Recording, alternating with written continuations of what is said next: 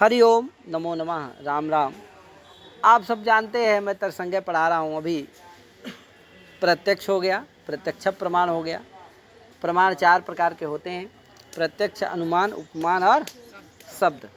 प्रत्यक्ष भी हो गया, अनुमान भी हो गया, अब आया तीसरा क्या? उपमान। उपमान प्रमाण पढ़ाने जा रहे। अथोपमान परिच्छेदः। अथोपमान का उपमितिकरणम उपमानम का, जैसे अनुमितिकरण अनुमानम था उसी तरह उपमितिकरण। उपमिति का जो करण है वही क्या है? उपमान। उपमान प्रमाण है कि नहीं? का भैया उपमिति किसको कहते हैं? का नाम उपमिति।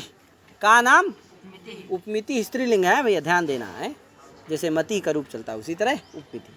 का नाम उपमिति। तो कहा संज्ञा संगी संबंधक ज्ञानम उपमिति। संज्ञा संगी संबंधक ज्ञान उपमिति, यानी संज्ञा संगी संबंधक ज्ञानम उपमिति ही।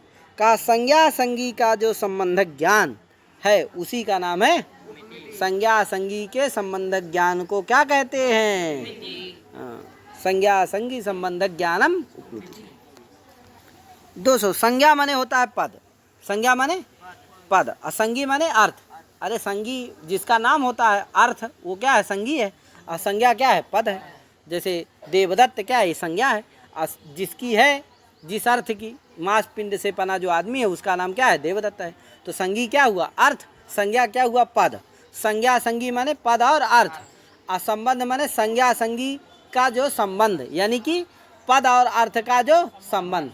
असंबंधक ज्ञान को ही क्या कहते हैं? पद पदार्थ संबंधक ज्ञान को क्या कहते हैं? समझे कि नहीं? संज्ञा संगी संबंधक ज्ञान का मतलब है पद पदार्थ संबंधक ज्ञान। पद पदार्थ तो वही संज्ञा संगी संबंधक ज्ञान को उपमिति कहते हैं। मतलब पद पदार्थ संबंधक ज्ञान को क्या कहते हैं? उपमिति कहते हैं। पद पदार्थ संबंध को ही शक्ति भी कहते हैं। क्या कहते हैं? पद पदार्थ का जो संबंध होता है, पद और अर्थ के बीच में जो संबंध होता है उसी का नाम है शक्ति। तो पद पदार्थ संबंधक ज्ञान को उपमिति कहते हैं। यानी पद पदार्थ जो शक्ति है, पद पदार्थ की जो शक्ति है उसी का नाम क्या है कि नहीं? संबंध है, शक्ति है। पद पदार्थ का जो संबंध है, शक्ति है, उसी का नाम है क्या? उपमिति। और उसी उपमिति का जो करण है वही क्या है? उपमान। ठीक भैया, उपमान प्रमाण है। तो पद पदार्थ संबंधक ज्ञानम उपमिति। अब देखो आगे कह रहे हैं भैया संज्ञा संगी संबंधक ज्ञानम उपमिति ही तत्करणम सादृश्य ज्ञान। का भैया उपमिति का जो करण है वही क्या है? उपमान है। तो उपमिति का करण क्या है? सादृश्य ज्ञान। जैसे अनुमिति का करण कौन था? लिंग परामर्श, इसलिए लिंग परामर्शी क्या था? उपमान, अनुमान था। उसी तरह से अनुमिति का करण कौन है? सादृश्य ज्ञान। सादृश्य ज्ञान ही क्या है? उपमान है। ठीक है भैया। तो वही कह रहा तत्करणम माने उपमिति करणम सादृश्य ज्ञानम। अतः सादृश्य ज्ञानम उपमानम है कि नहीं? उपमिति करणम उपमानम वर्तते। समझे कि नहीं?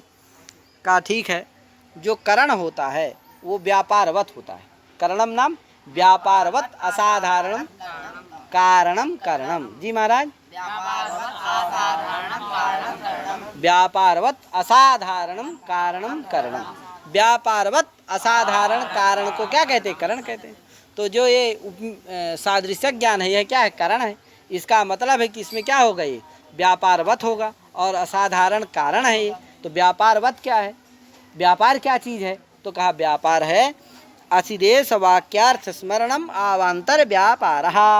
अतिदेश वाक्यार्थ स्मरण करना ही क्या है?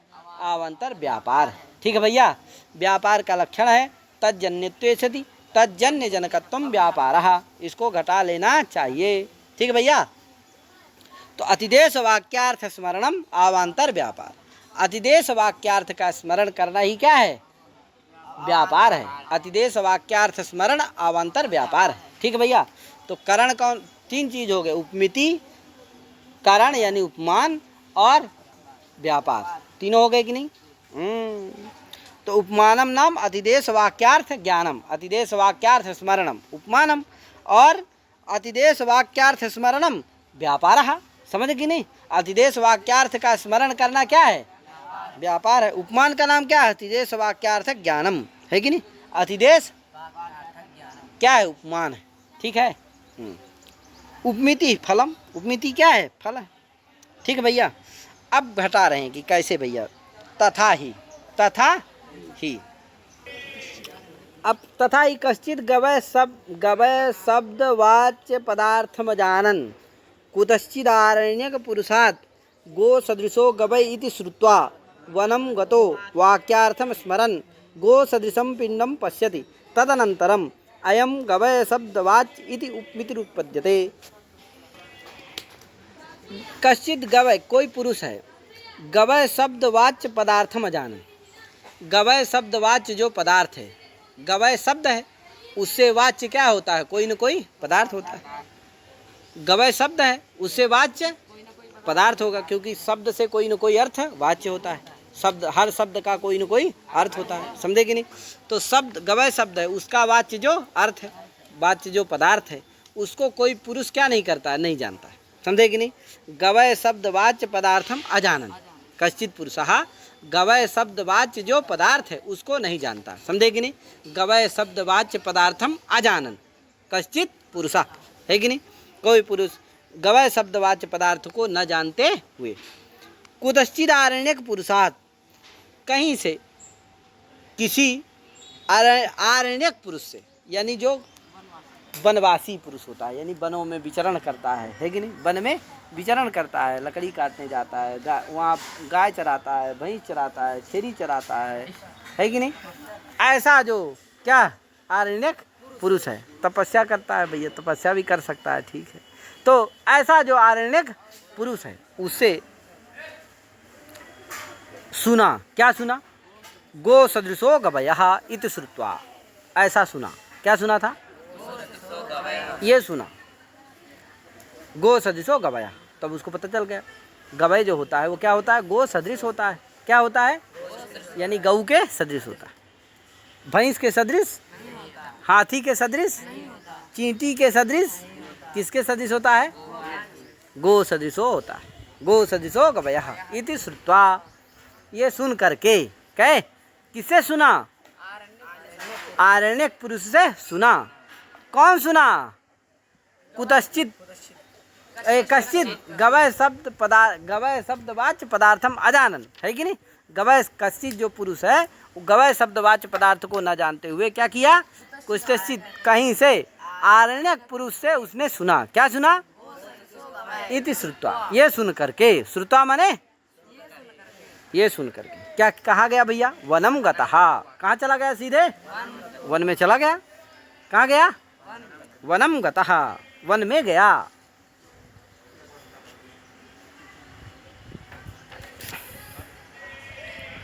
उसने वाक्यार्थ का स्मरण करते हुए गो सदृश पिंड को देखा।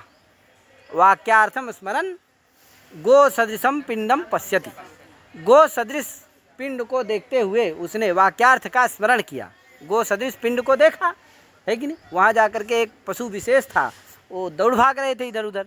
वो किस तरह थे? गो सदृश के समान वो पिंड थे, मांस पिंड का बना शरीर था उनका, समझे कि नहीं? तो गो सदृश पिंड को उसने देखा। देखते हुए उसने वाक्यार्थ का स्मरण किया जो आरण्यक पुरुष से सुना था, समझे कि नहीं? क्या आरण्यक पुरुष से सुना था?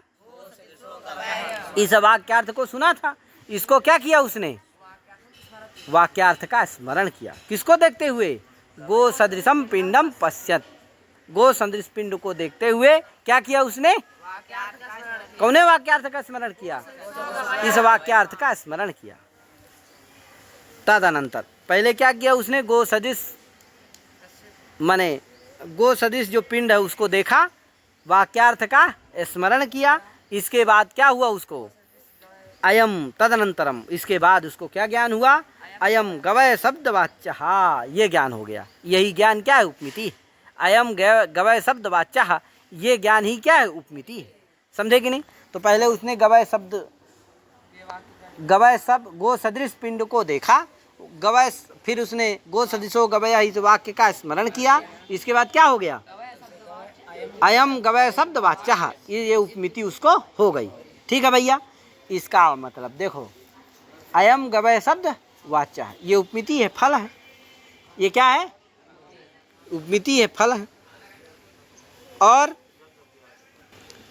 ये उपमिति किसके कारण हुई? तो गो सदृश ये ज्ञान के कारण, गवय शब्द गो सदृशा इस ज्ञान के कारण क्या हुआ?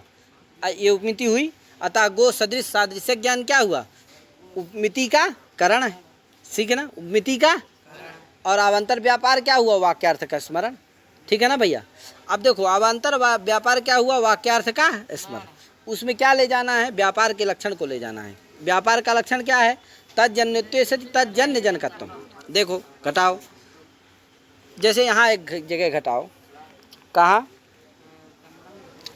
घटम प्रति दंडः कारणम, घटम प्रति कारणम, कारणम भी है, साधारणम कारणम कारणम।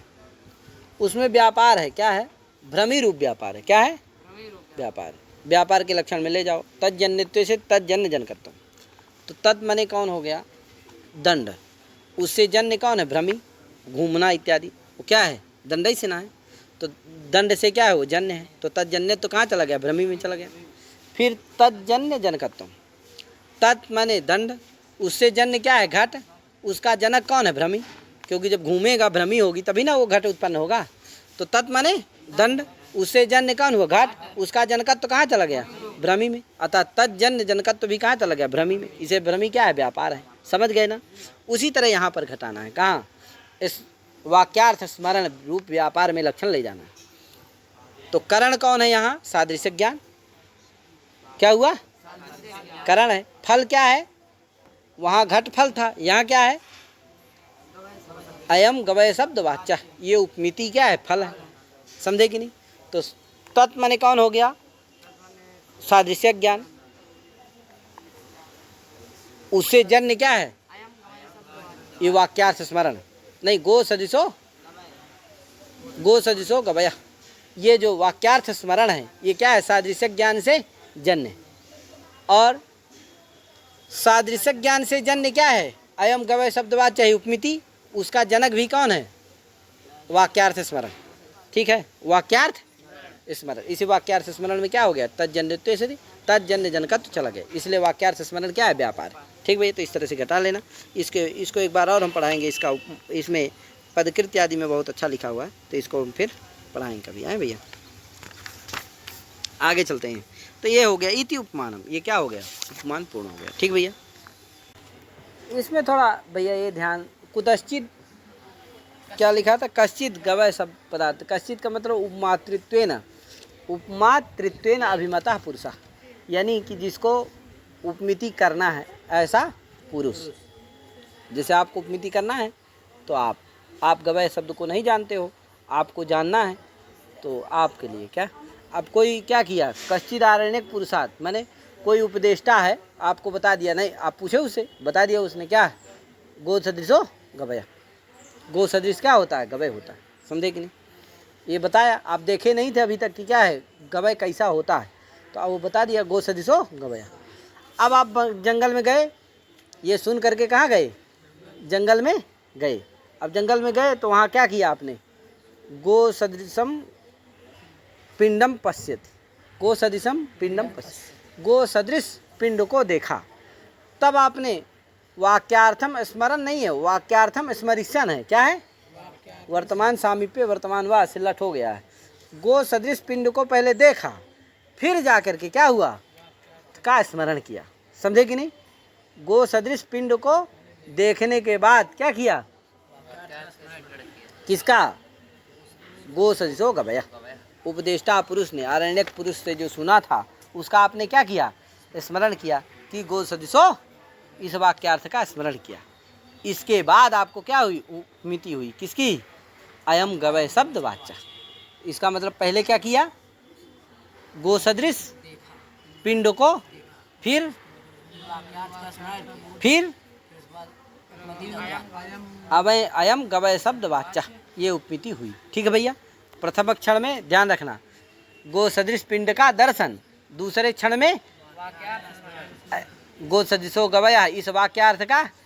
फिर तृतीय क्षण में ये उपमिति। तो ध्यान रखना, बीच में क्या आ गया? वाक्यार्थ स्मरण आया कि नहीं आया? इसलिए वो क्या हो गया? व्यापार हो गया।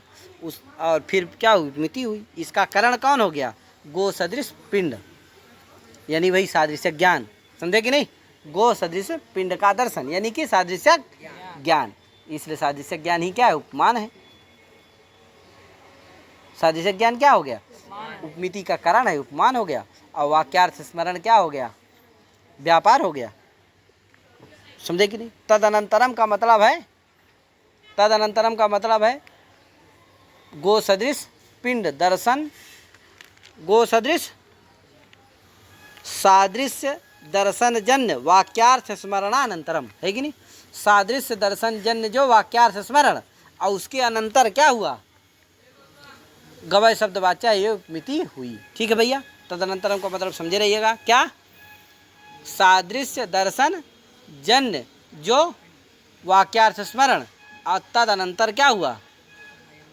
अयम शब्द ये उपमिति हुई। तीन चीज तो हो ही रहा। पहले क्या हो रहा है? सादृश्य ज्ञान, फिर वाक्यार्थ स्मरण, फिर समझ गए कि नहीं?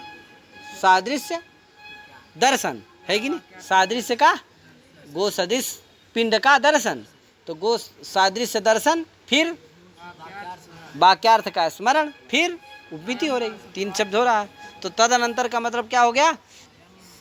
सादृश्य दर्शन जन्य वाक्यार्थ स्मरणानंतरम। क्या यही ना हुआ? उपमिति का ज्ञान होता है। ठीक है भैया?